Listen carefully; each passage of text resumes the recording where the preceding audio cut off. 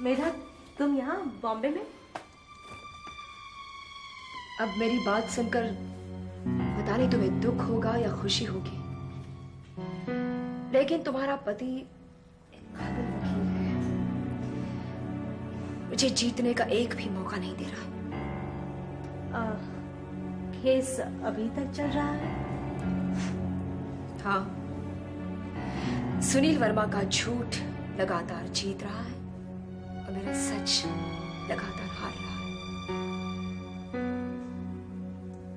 रितु, सच्चाई से मुंह मोड़कर बचा नहीं जा सकता। मेधा, मैं नहीं जानती तुम यहाँ क्यों आई हो, प्लीज चली जाओ। जाओ जाओ और जाकर तुम्हारे पति को एक और घिनौना पाप करते हुए देखो। मेधा, मिसेस रितु वर्मा, तुम्हारे पति ने जो गुनाह किया है उस वजह से एक बेगुनाह फांसी पर चढ़ जाएगा। मेरा उस केस से कोई ताल्लुक नहीं। तुम्हारा उस केस से कोई ताल्लुक नहीं, तुम्हारा धर्म अधर्म से भी कोई ताल्लुक नहीं, उसके अंजाम से भी कोई ताल्लुक नहीं। रितु प्लीज प्लीज, अगर तुम मेरी मदद करोगी तो हम मिलकर सुनील को एक और पाप करने से बचा सकते हैं। अब भी वक्त है रितु, वरना करण का खून सुनील की आत्मा के जख्मों से जिंदगी भर बहता रहेगा। तो क्या चाहती हो तुम मुझसे? क्या करूं मैं? मैं सिर्फ वो कैसेट चाहती हूँ जो इस केस का अहम सबूत है।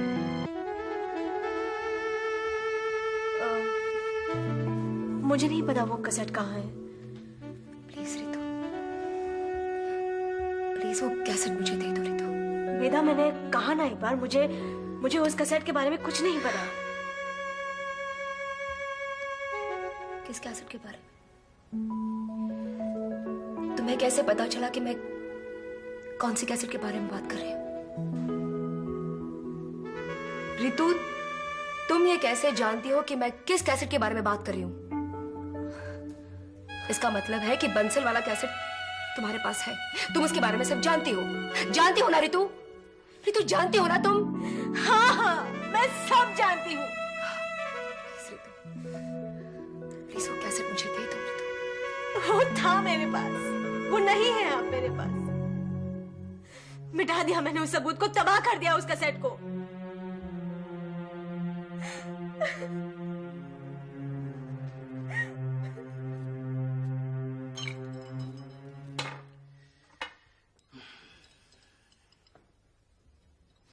चीयर्स। कितनी बार चीयर्स कर चुका तुमसे यार। कम से कम खुशी के मौके पर खुश रहना सीखो तुम ऋषभ। सुनील, कोर्ट में जो कुछ भी हुआ, क्या तुम्हें लगता है कि वो वाकई खुशी की बात है? बेशक। मेधा की करण को बेगुनाह साबित करने की तमाम कोशिशों को अदालत ने रद्द कर दिया है। लेकिन फिर भी करण को गुनहगार साबित नहीं किया गया, उसे सजा नहीं दी गई। हर चीज पकने में वक्त लेती है। अब जैसे देखो, प्रेशर कुकर होती है, प्रेशर कुकर में 3 सीटी बजने के बाद सब्जी पकती है। तो ये समझ लो कि आज अदालत में जज के मुंह से पहली सीटी की आवाज तो निकल ही गई।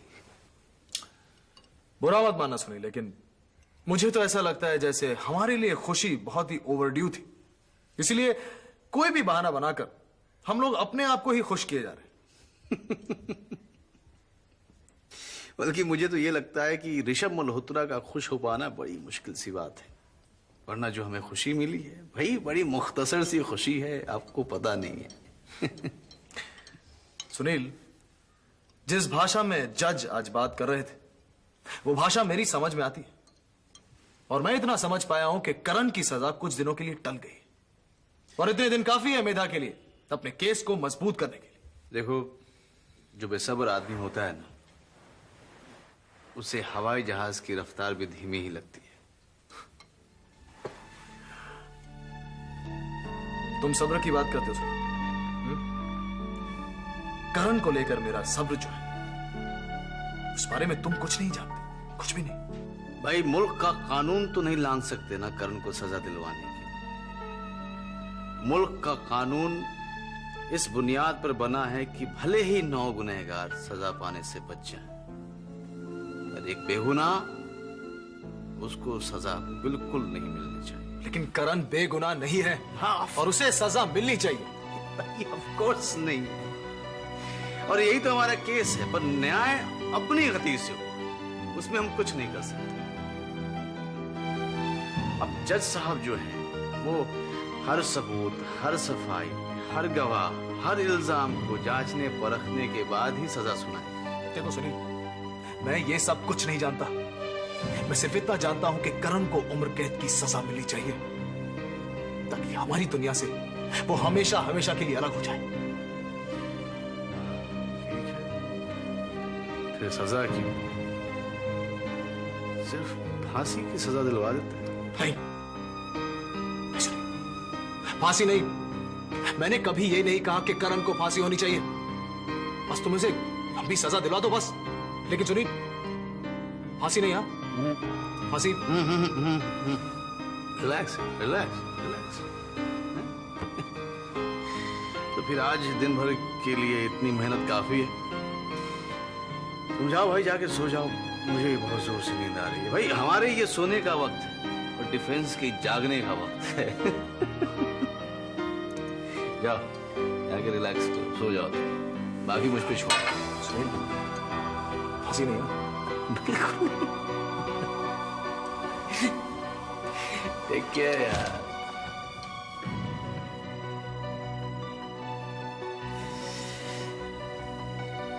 ना दिल से दोस्ती कर पाए ना दुश्मनी।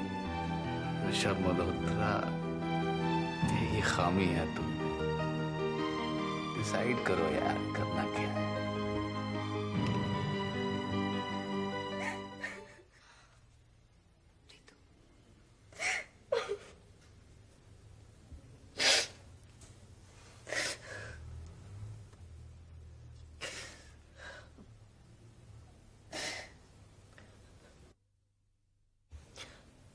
उस रोज जब मैं घर आई तो सुनील उस कसट को मिटाने की तैयारी कर रहा था। वैसे ही हमारे रिश्ते में कई महीनों से काफी तनाव चल रहा था, और जब मुझे उस कसट के बारे में पता चला तो मैं बौखला गई। मेरा सुनील लगातार मेरी नजरों से गिरता जा रहा था और मुझसे कबूल नहीं हो पा रहा था। कैसेट में बंसल की आवाज मिटाने के लिए सुनील ने अभी रिकॉर्ड का बटन दबाया ही था कि हम दोनों के बीच बहुत ही बदसूरत सी बहस शुरू हो गई। ना ही मुझे सूझा और ना ही सुनील का ध्यान गया कि हमारी बहस उस कैसेट में रिकॉर्ड हो रही थी। बहस खत्म हो गई, हम दोनों अपने काम पे लग गए। सुनील दिल्ली चला गया और एक दिन जब वो कैसेट मेरे हाथ लगी तो मैं घबरा गई, क्योंकि उसमें बंसल की आवाज तो मिट चुकी थी, लेकिन सुनील का इकबाल जुर्म रिकॉर्ड हो चुका था। और अब वो सबूत कहीं ज्यादा सनसनीखेज हो गया था, क्योंकि बहस के दौरान सुनील ने सब कुछ उगल दिया, सारी हकीकत।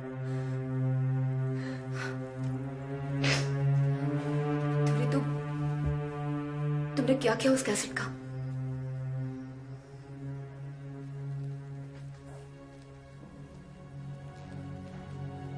बताओ ना रितु। पहले तो मैंने उस कैसेट को चकनाचूर करके डस्टबिन में फेंक दिया, और तब भी दिल नहीं माना तो मैंने उस कैसेट को जला दिया और साथ में मेरी सारी उम्मीदों को खाक में मिला दिया। तुम भी अपने पति के पाप में साझेदार हो गई रितु। मैं क्या करूं मेधा? मैं अपने पति के साथ जहन्नुम झेल सकती हूँ, लेकिन खुद अपने हाथों से तो उसे नर्क में नहीं ढकेल सकती ना। और करण के इंसाफ का क्या होगा सोचा? मेरे लिए सिर्फ अपने पति की तरफ अपना धर्म अहमियत रखता है। वाह, क्या तरीका है धर्म निभाने का, जो खुद ही अपने पति को अधर्मी, पापी और हैवान बना रही है। मेधा, रितु, तुमने खुद अपने पति की कब्र खोदी है और करण की खबरें तुम्हारी जिंदगी की जमीन के नीचे खिंच गई। मैं देखती हूं और तुम भी देखना, कौन सी खुशी, कौन सा सुकून तुम्हारे आसपास आकर भटकता है।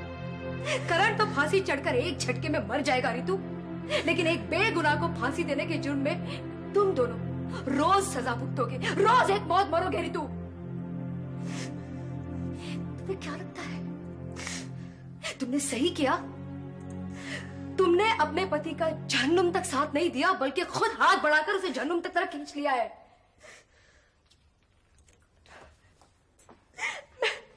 मैंने वो ही किया जो मुझे ठीक लगा। मेरे पति की सुनील की हिफाजत करना।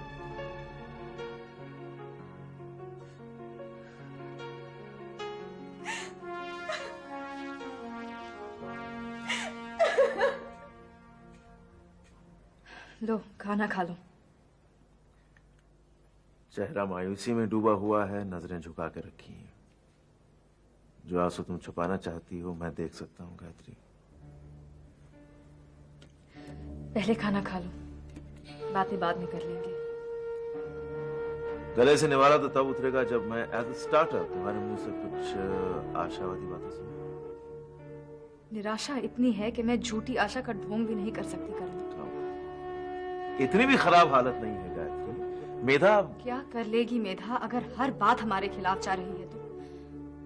उससे किसी चमत्कार की भी तो उम्मीद नहीं करनी चाहिए ना। उसके कानून के बस में जितना होगा बस वो उतना ही कर पाएगी।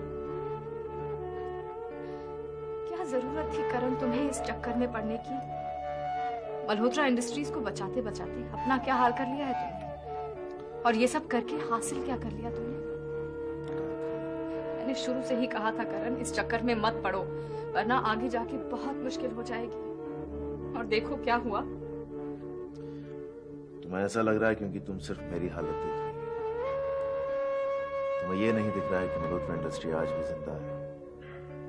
इसको बर्बाद करने की पूरी तैयारी भद्रा ग्रुप वाले कर चुके थे, और वो कर भी देते अगर मैं जाकर उनके साथ शामिल नहीं होता। तुम नहीं जानती उन लोगों के कैसे नापाक इरादों को मैंने बेअसर किया। लेकिन किस कीमत पर करण? जिंदगी से ज्यादा कीमती तो कोई चीज नहीं होती ना। सॉरी करण, मैं कुछ ज्यादा ही पेसिमिस्टिक हो रही हूँ, पर आज की सच्चाई मुझे ऐसी ही लग रही है। आने वाले कल में गायत्री मुझे एक नए जीवन का रास्ता दिख रहा है, और मैं जानता हूं कि जरूर कुछ ना कुछ अच्छा होगा तेरे लिए।